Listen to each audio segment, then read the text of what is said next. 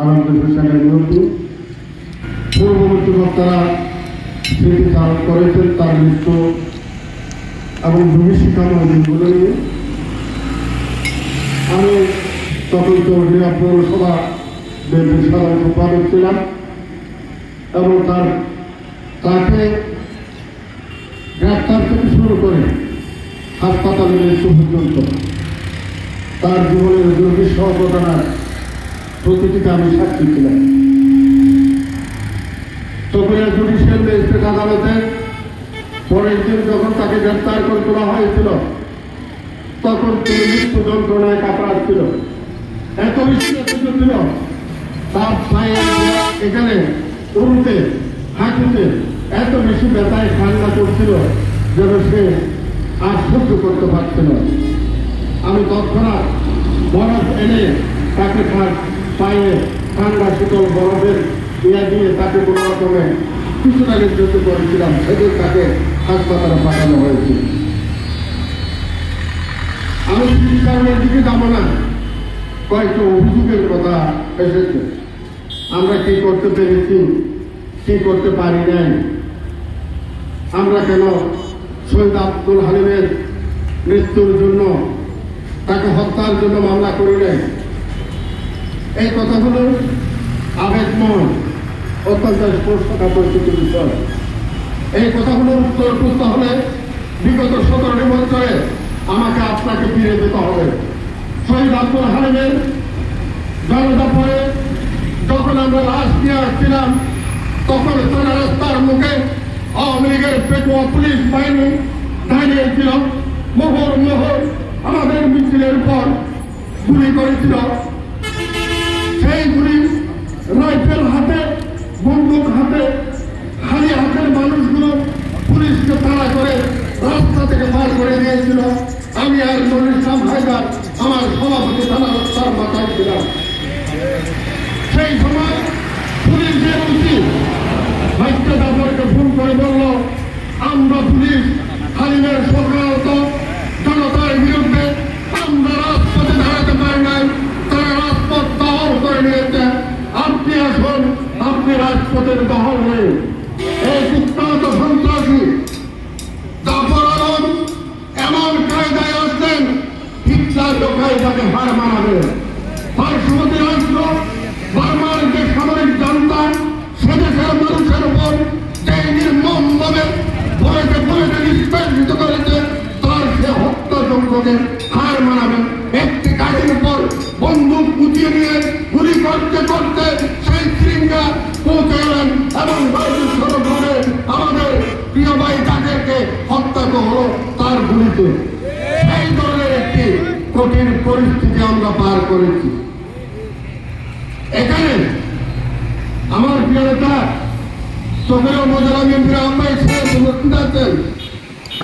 শহীদ মিজানুর রহমান বাড়ির সামনে হত্যা করা হয়েছিল। মন্ত্রী মহোদয় নির্দেশে তার বিরুদ্ধে একটা মামলা হয়েছিল, কিন্তু যে মামলার বাদী হয়েছিল শহীদ মিজানুরের বাবা, তাকে অনেক কষ্ট আগলে রাখতে হয়েছে। তাকে এমনকি বান্দরবনের গহীন অরণ্যে লুকিয়ে রাখা হয়েছিল, তাকে ফোন করার জন্য তৎকালীন সরকার সিদ্ধান্ত নিয়েছিল। তাকে আদালতে তোলা হয়েছিল অনেক কষ্ট করে। সেই ধরনের কঠিন পরিস্থিতির মধ্য দিয়ে যেখানে আমাদের কোনো মামলা নেয় নাই, উল্টা হালিমকে হত্যা করে, হালিমকে আসামি করে, আমাদেরকে আসামি করে একটা মামলা করা হয়েছিল। এইভাবে চকরিয়া রাজপথে যে 6টি মামলা হত্যা হয়েছে, প্রতিটি শহীদের বিরুদ্ধে তাদেরকে 1 নম্বর আসামি করে মামলা করা হয়েছে।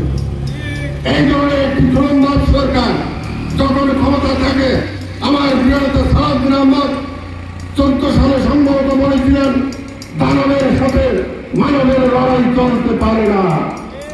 ওটা আওয়ামী লীগের সরকার ছিল না, ওটা মানুষের সরকার ছিল না, ওটা একটা দানবীয় সরকার ছিল।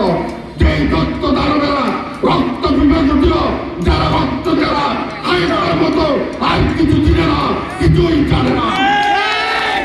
বন্ধুরা আমার, পবিত্র হাদিসের সাথ করা হয়েছে, জালেম সরকারের বিরুদ্ধে প্রতিবাদ করাই হচ্ছে সর্বোত্তম জাহাজ। এই 17 বছর টেকনাফ থেকে তেঁতুলিয়া, রূপসা থেকে পাতুরিয়া, বাংলার প্রতিটি সমুদ্র চত্বরকে রক্তাক্ত হয়েছে, রক্তে রঞ্জিত হয়েছে, অনেক ভাই হাত হারিয়েছে, পা হারিয়েছে, পঙ্গুত্ব বরণ করেছে। তারপর দানবীয় জুলুমবাজ সরকারের বিরুদ্ধে আমরা লড়াইতে ছিলাম, আন্দোলনে ছিলাম, সংগ্রামে ছিলাম, আমরা প্রতিবাদ করেছি। আল্লাহর পক্ষ থেকে রাসূল সাল্লাল্লাহু আলাইহি ওয়াসাল্লাম যে কথা বলেছে, আমরা সর্বোচ্চ জিহাদে শরীক হয়েছিলাম। আমাদেরকে মাঝে মধ্যে হতাশায় আক্রান্ত করেছিল, আমরা মাঝে মধ্যে হতাশগ্রস্ত হয়ে পড়েছিলাম, এই দানবীয় অপশক্তিকে বিতাড়িত করতে পারবো কিনা। কিন্তু ঢাকার রাজপথ থেকে যখন মিছিলে স্লোগানে মুখরিত হয়, বুকের ভিতর বইচিত বুক পেতে গুলি কর, তখন সারা বাংলাদেশে আমার উদ্ধার হয়। বুকের চটকে উঠতে দিয়ে দুহের আগুন নিয়ে রাজপথে রয়েছে, লড়াই করতে করতে শহীদের তামান্না নিয়ে আল্লাহর কাছে চলে যায় আমার বন্ধু। আমার সেই ধরনের একটি কঠিন সময় আমরা পার করে এসেছি। এখন অনেকে মনে থাকে 5ই আগস্টের জুলাই বিপ্লব, 1000 মানুষের রক্তস্নাত বাংলাদেশ, দ্বিতীয় বাংলাদেশ, স্বাধীন বাংলাদেশ। আমি রাজি নই। 2009 সাল আওয়ামী লীগের ক্ষমতায় অধিষ্ঠিত হওয়ার পর থেকে সারা বাংলাদেশে হাজার হাজার নেতা কর্মীকে শহীদের তামান্না গ্রহণ করতে হয়েছে। অসংখ্য নেতা কর্মীকে রাজপথে রক্ত দিতে হয়েছে। অসংখ্য স্ত্রী হারিয়েছে, তার স্বামীকে বিধবা হয়েছে। অসংখ্য মা হারিয়েছে তার প্রিয় সন্তানটিকে। অসংখ্য ভাই, অসংখ্য বোন হারিয়েছে তার প্রিয় ভাইটিকে। অসংখ্য মানুষকে গুম করা হয়েছে। আজ তারা সবচেয়ে বিপদ থাকে, কখন আমার ভাই আসবে, হয়তো আমার ভাই কবর থেকে দেখছে আমরা কি করছি না করছি। সেই ধরনের কঠিন পরিস্থিতি ক্রান্ত করেছি আমরা। তাই আমি জুলাই আগস্টের এই বিপ্লবকে শুধু 2 মাসের বিপ্লব বলতে চাই না, এই বিপ্লব ছিল 17টি বছরের রক্তস্নাত। এই বিপ্লবের মাধ্যমে আমরা স্বাধীনতা পেয়েছি। শহীদ হালিমের জন্য আমরা যতটুকু পেরেছি আমাদের দায়িত্বের সামান্যটুকু পালন করতে পেরেছি। কি করতে পেরেছি এটা বলার দরকার নেই, সামান্যটুকু পালন করতে পেরেছি। আর যা পারি নাই সেটা ছিল আমাদের অক্ষমতা, আমাদের ব্যর্থতা বলে আমি মানি না। কারণ পরিবেশ এমন ছিল যে আমরা করতে পারি নাই। আমাদের দিন আসছে, আমাদের প্রিয় নেতা প্রতিটি শহীদের রক্তের প্রতি শ্রদ্ধাশীল। তাই আমাদের প্রিয় নেতা ইনশাআল্লাহ আমাদের বিরতি শিল্পী চকরিয়া তথা সারা বাংলাদেশে যারা শহীদ হয়েছেন তাদেরকে যথাযোগ্য মর্যাদা দেওয়ার জন্য চেষ্টা করবে।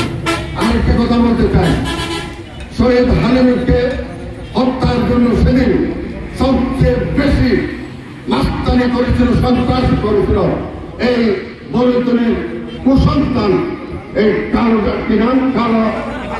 খালা নজরুল। এখন আমি শুনতে পাই কালা নজরুলকে রক্ষা করার জন্য বিএনপির কিছু নেতা তার সাথে আতাপ করছে। যদি এটা সত্য হয়ে থাকে তাহলে সেই সকল নেতাদের বিরুদ্ধে আইনগত সাংবিধানিক গণতন্ত্র অনুযায়ী ব্যবস্থা নেওয়া হবে। এই নজরুলের কোনো ক্ষমা নাই, ক্ষমা থাকতে পারে না। আসুন এই বিপ্লবের মহেন্দ্র অক্ষরে আমরা শহীদ প্রেসিডেন্ট জিয়া রহমানের হাতে গড়া এই সংগঠনের মাধ্যমে শহীদ জিয়ার শব্দের সোনার বাংলাদেশ বিনির্মাণ করি। শহীদের রক্তের প্রতি সম্মান জানান, শ্রদ্ধা জানান। আসসালামু আলাইকুম।